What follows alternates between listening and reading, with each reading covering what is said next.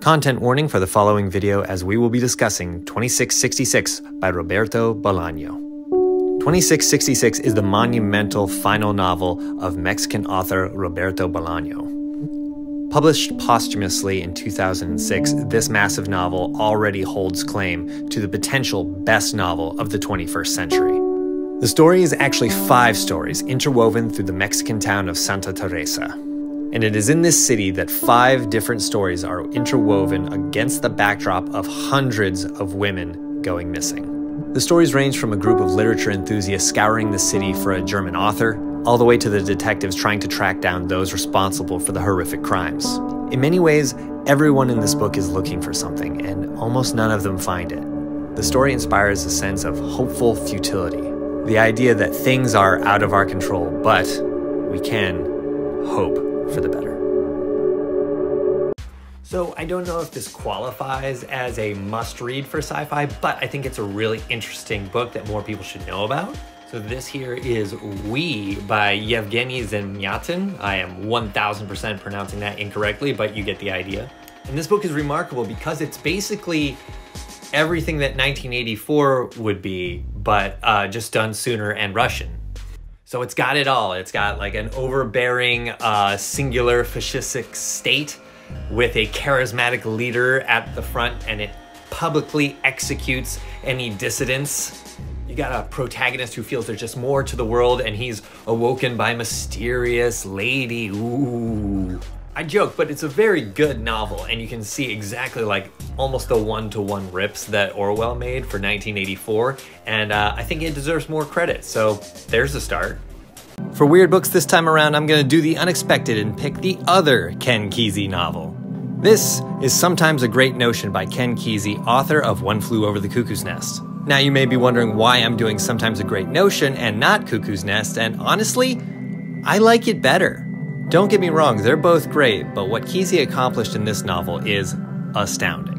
The novel tells the story of the Stampers, a family of loggers on the Oregon coast during a bitter strike, wherein Leland, the bookish younger brother, goes back to confront his family about what they put him through in his childhood. Ken Kesey interweaves the different thought processes and streams of consciousness of his different characters while each thing is going on. So at any given point, you get all points of view on what's happening in the story. At first, it's disorienting, but after a while, you learn to just ride the wave. So I've often referred to The Stranger as the longest short book you'll ever read, because though it is rather thin, it feels like a bit of a slog. And I do believe part of that is on purpose, because Sartre is trying to sort of like cram the whole experience of this man who mysteriously, for some reason, kills someone on a public beach into like a little package, a tiny package. And he is first and foremost a philosopher rather than a novelist. Even though his novels are very good, he's remembered primarily as an existentialist thinker.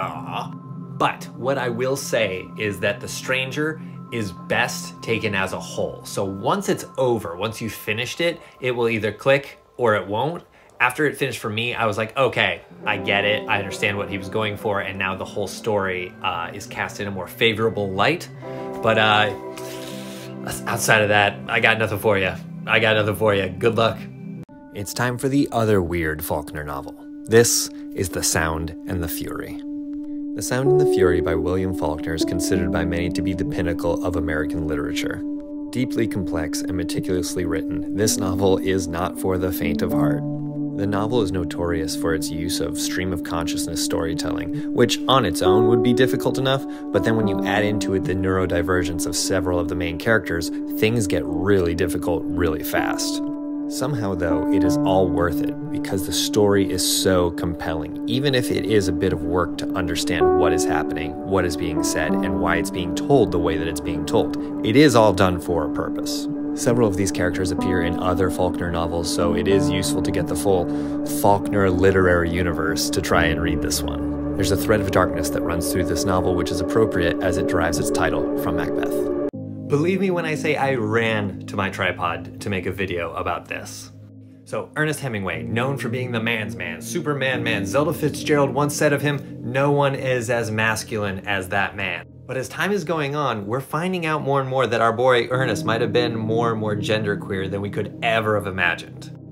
As we're finding out, the man was obsessed with gender fluidity. And as any of us who have hung out on Egg IRL know, that's a gateway drug. That is a gateway drug. Add to that he had a very interesting relationship with Gertrude Stein, who is known for being a more masculine woman, and the fact that Hemingway had an outright trans child. It really makes me wonder how much of the toxic masculinity was forced on himself and really is what led to his tragic end. That and, the alcoholism, which was probably an offshoot of that anyways. Repression is dangerous. Be yourself. Today on Classics Worth Your Time, a book so famous it spawned an idiom. This is Catch-22 by Joseph Heller. As the title suggests, there is an impossible conundrum at the center of this novel.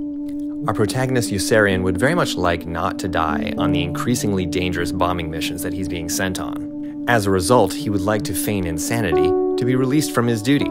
However, only a sane person would claim that they're insane to get out of these dangerous missions, hence the Catch-22. This novel pulls off the most stark and successful tone switch of all time, in my opinion. The first half of this novel is hilarious and gets you to care about all of these characters very deeply. And then the second half is where the brutality and reality of war sets in.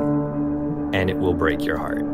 Someone once criticized Joseph Heller afterwards for not having written a better follow-up, and he said, "Who could?" And I agree. A play so weird and dark, its name is thought to be cursed. This is Macbeth by William Shakespeare. Macbeth is one of the more famous tragedies by English playwright legend William Shakespeare. And that's for good reason, as it incorporates many dark themes and devices that aren't present in this quantity in Shakespeare's other work. The story is that of Macbeth, a Scottish noble who is told by three witches that he will one day become king. Upon hearing this, Macbeth and his wife begin laying plans to murder the current king and usurp his throne. And the real tragedy of Macbeth is that he starts the play as a good man, but ends it as a monster. Upon hearing that Lady Macbeth has died, he remarks, "And all our yesterdays have lighted fools the way to dusty death. Out, out, brief candle. Life's but a walking shadow, a poor player that struts and frets his hour upon the stage and then is heard no more. It is a tale told by an idiot, full of sound and fury, signifying nothing." Hey, thank you so much for this question, and yes, I absolutely can. The first that I would recommend would be the one that this comment came from. That would be Lincoln in the Bardo by George Saunders. The cast is huge. It's like 50 people or something like that, and most of them are either professional voice actors, professional actors, or just cool people. Next would be the Illuminatus trilogy, which I've already featured on Weird Books. The first book only has 2 voice actors, but the second 2 have full casts, and they really bring what could be a complicated story to life. Next, A Clockwork Orange by Anthony Burgess. There's a version on Audible where the actor who played Cutler Beckett in the Pirates of the Caribbean movies narrates it, and it really helps you sort of parse through the NADSAT language, which otherwise would be pretty inscrutable. And for the last one, there's a version of Moby Dick on Audible narrated by a man named Henry Muller, I believe, who does a great job bringing to life all the different characters and really keeping you engaged with the story. Hope that helps. First of all, thank you for the question, and second of all, I'm a fan. All right. So I'll run through the ones that I have read and tell you what I think of them real quick. The Road, he won his Pulitzer Prize for. I think he should have won it for Blood Meridian. This is a very solid novel, but man, is it depressing. Child of God, one of his shortest works, and also one of the most fucked up things I've ever read in my life. No Country for Old Men is the rare instance where the book and movie are on like the same level, even though sometimes I do prefer the movie. Just don't tell other people I said. And lastly, Blood Meridian. It is his magnum opus in my opinion. One of the best novels I've ever read, but it is not for the faint of heart. It is very violent. It is very, very brutal. And the depiction of the natives in it isn't the greatest thing in the world, so just know that going into it. But other than that, he's a genius. Today on Sad Books, we have one of my favorite novels of all time, A Tale for the Time Being by Ruth Ozeki. Believe me when I say I think about this book at least once a week. The story is of a fictionalized version of Ruth Ozeki herself finding a Hello Kitty lunchbox washed up on the shore of a Pacific Northwest island. She quickly finds that inside of the lunchbox is the diary of a young Japanese girl whose home was destroyed by the 2011 tsunami. Through the translation of her diary, the young girl tells her story to Ruth and to all of us. And that story is pretty heartbreaking. Bullied and ostracized by her peers, this young girl is setting down her thoughts on the world before she takes her own life. Now, that hasn't given anything away. That's in the first few pages. I highly recommend reading this book for yourself. It is unlike anything else I've read, one of my favorites of all time, and a work of pure genius.